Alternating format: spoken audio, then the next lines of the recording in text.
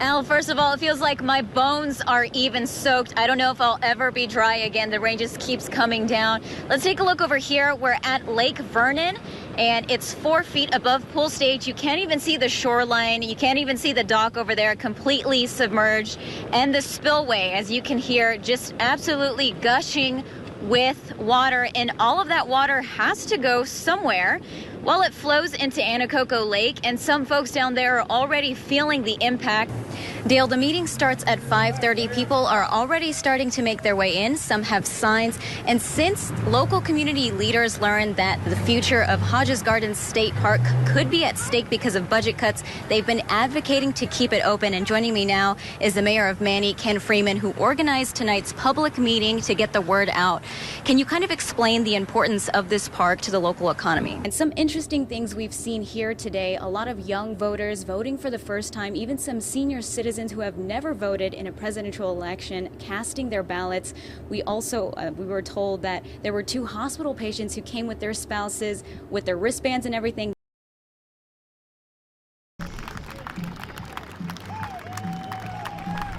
Sergeant First Class David Mathis was met with a round of applause early Friday morning. He hasn't seen 3rd Brigade Combat Team 10th Mountain Division since last October in Iraq. He lost both of his legs in an IED attack that killed another soldier in his unit.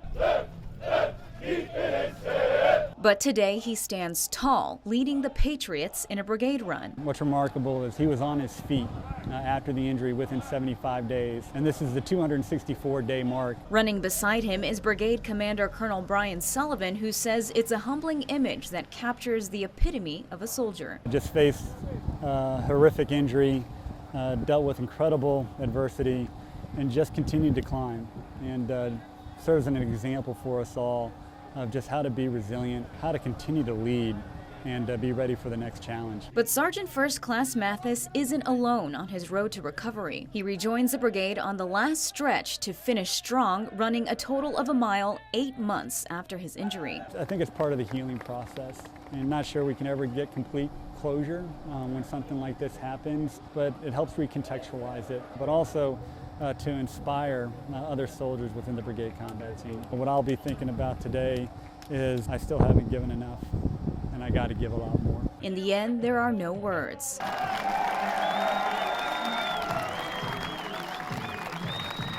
Sergeant First Class Mathis's sacrifice speaks for itself. Patriots! Inspire! On Fort Polk, Lydia Magallanes for News Channel 5, your local station.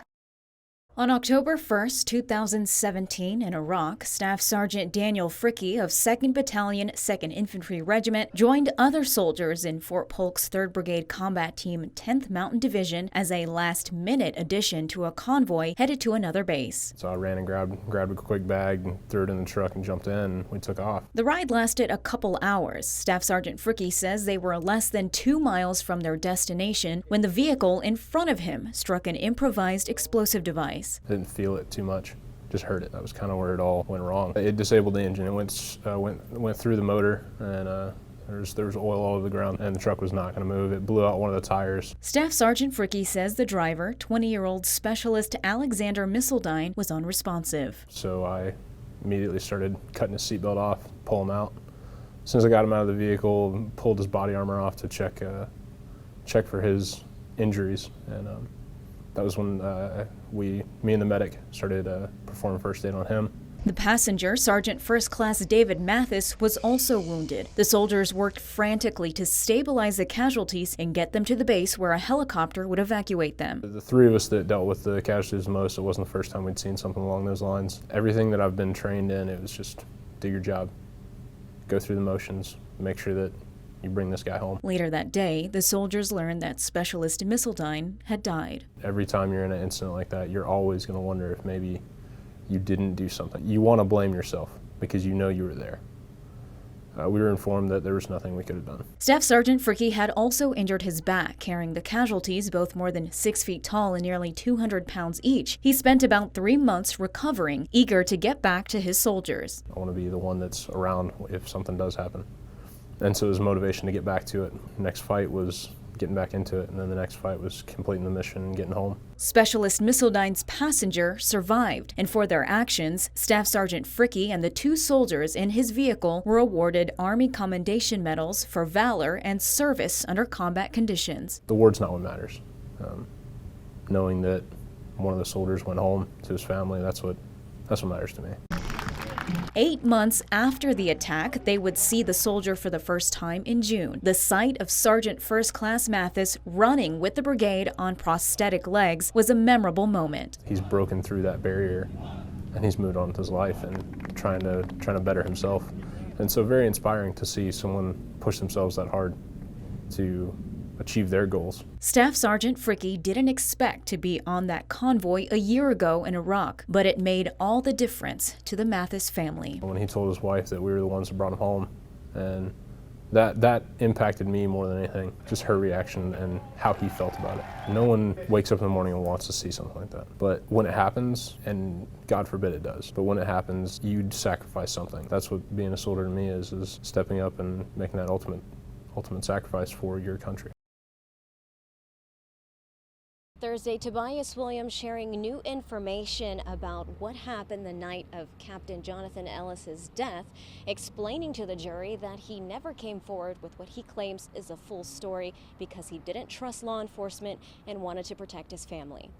Although the investigation found that Ellis's body burned in a trash pile in Williams' yard for 3 to 4 days, Williams' girlfriend Dominisha Smith testified on Tuesday that Williams was forced to commit obstruction of justice because Wanda Gordon pistol whipped him after shooting Ellis. Special Prosecutor Lee Hall not buying the story, but Williams repeating it on the stand Thursday and says he still has the scar. Mr. Williams, is there anything that you want to say? Can you show me the scar on the back of your head that you said Gordon gave you? Hall argued that Williams and Smith never told detectives about Gordon threatening their family, pointing it out in recorded statements played for the court. In general, in the case, with all the dishonesty, that's been an element of this case since the get-go. Those involved have sought to distance themselves, but did so inartfully, and they did so in a way that trapped themselves. That's true for everybody in the case. Honestly, it was not a surprise. We knew that this particular witness was going to do one or two things. They was going to come in and tell the truth and do the right thing, or they was really going to blow it out of proportion. Hall added that Williams' girlfriend now faces felony charges for lying under oath during the trial. If the trees here at Hodges Gardens could talk, they would tell you all the stories of the people that have visited this park over the years, the school field trips, the engagements. But the most heartbreaking thing for those visiting for the last time is that they won't get to share Louisiana's garden in the forest with their children and their grandchildren. A gust of wind rustles through Hodges Gardens on a sunny afternoon. It's just a looming feeling. By Saturday evening, the park will officially close to the public. It's a beautiful place. Why are they closing? They should stay open. You hear it on and off every year, but I mean, you didn't really think that it was actually going to close down. Melissa Adams of Longville, Louisiana, is one of many visitors taking a final walk down memory lane. My parents only had black and white photography and took a picture of me standing right here on this log when I was probably between 2 and 3 years old. She's been coming to Hodges Gardens since she was a toddler, a joy she's shared with family through the years. This is where I took my mom for Mother's Day, every Mother's Day.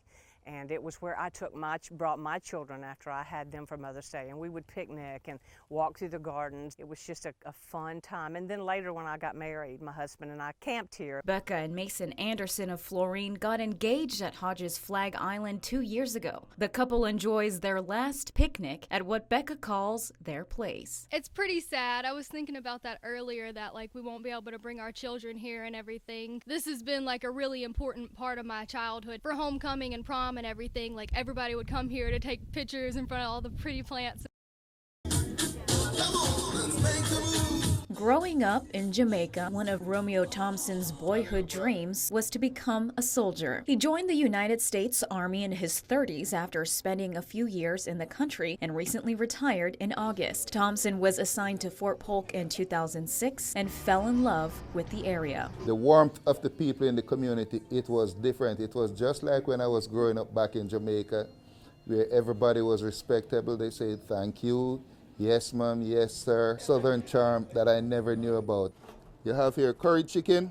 Known for his cooking, Thompson says encouragement from his late sergeant major and a lunch gig at the Veterans Place in Leesville over the summer led him to open his restaurant, The Jamaican Spot. This is our famous rice and peas, our version of rice and beans. I'm one of those free-spirited person. See everybody on the street, take them to my house, feed them, because that was in our nature. In Jamaica, my grandmother always cooked extra because she said she does not know who will be passing by and is hungry.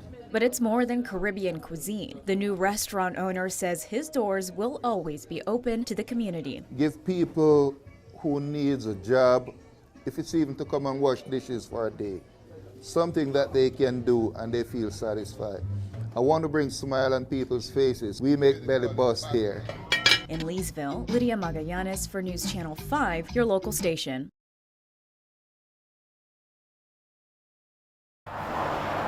Welcome to the greatest place on earth.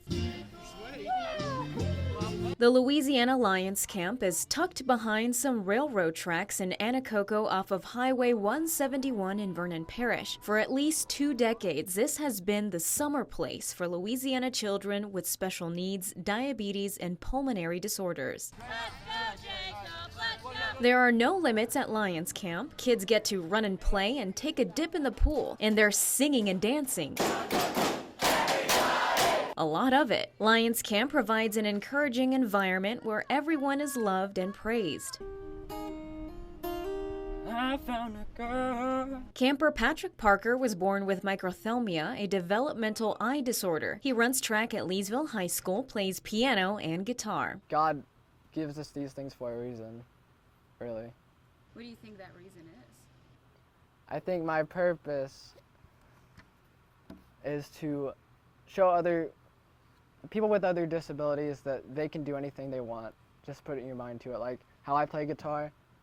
If you're disabled, you can play the guitar. We just push through and keep living. Many campers return as counselors looking to inspire other kids with disabilities like Abigail Andrus, who was diagnosed with diabetes when she was 14 years old. I really didn't learn a lot about my disease until I came here and met other kids who had the same thing, made friendships, and they taught me a lot about myself and how to live with it. This place is amazing. It's definitely life-changing, not only for these kids, but these kids change our life as well. Christian Bellard has a physical disability and spent 7 summers at Lions Camp. This is his first year as a counselor. It's amazing to see other counselors that do have disabilities and other campers that have the same disabilities as me. I can bond with them more. I love all these kids and I just treat them like they're my own. I see myself in a lot of them. But the campers teach their counselors a lot about life's blessings. Tanner Yates fell in love with the kids last summer and plans to return during college. It really made me learn to not take for granted the abilities I have to play ball, but just being with them and watching them have fun.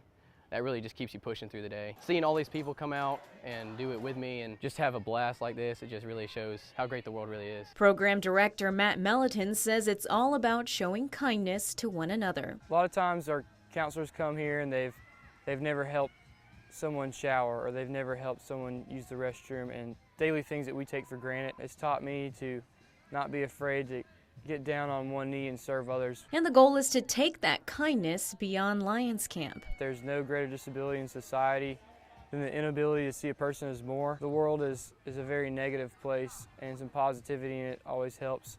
So any amount that goes into the world just really brings happiness and joy to everyone. Oh my God, Keon racked up on the awards this week. Some campers and counselors have known each other for years, like Keon Artis and Jake Arsenault. I was a camper here for a year. I'm diabetic, and to be able to come back as a counselor and help these children with special needs, it really means a lot. After 6 years, this is Keon's last summer at Lions Camp. I would say you're probably the most popular person here. Yeah, Team Keon. We all have our Team Keon shirts. That's our baby. And saying goodbye is never easy. Each week-long session ends with a campfire where loved ones get to cheer on their children as awards are handed out. Eli Judice wiped his tears away just in time to tell our KALB camera all about his first camp experience. It was really fun, and I really liked that all my friends came. Steven! there! I'm on TV! You're on TV! Yeah! After singing the Lions Camp song together one last time, campers are reminded that each of them is heaven's very special child. With this child sent from above comes stronger faith and richer love. In Vernon Parish, Lydia Magallanes for News Channel 5, your local station. These Fort Polk soldiers are on a mission to grant the wish of 14-year-old Gregory Brown, who has Hodgkin's lymphoma and recently finished chemo treatment. He's a recipient of Dreams Come True of Louisiana, a nonprofit that grants wishes for Louisiana children and young adults with life-threatening diseases. The Fort Polk Better Opportunities for Single Soldiers Program, or BOSS, rallied the troops. Various units across post, from engineering to military police and infantry soldiers like Specialist Austin Reifsnyder, helped make Gregory's dream come true. I've helped build the base of it, I've helped build the floor, and I've been also making sure we have enough people out here. Everybody's in civilian clothes, everybody's helping each other out. It's an honor to be able to help them out and support the community. Staff Sergeant Brad Hawes oversaw construction. But it's not every day that combat engineers get to build a 10 by 10, 15-foot tall treehouse complete with a deck. We're used to, bigger buildings, bigger projects, but it's one of the more gratifying ones. It's something that a lot of the guys have enjoyed and taken a little more pride in, because it's something that helps the community. So it's been fun. Gregory's mom, Teresa, a retired military spouse, says her family will never forget what these soldiers did for her son. I'm going to think how wonderful people are, soldiers, just people in general, that they don't forget about you. They don't let you go through things by yourself. There's always people in the background taking care of others. In Vernon Parish, Lydia Magallanes for News Channel 5, your local station.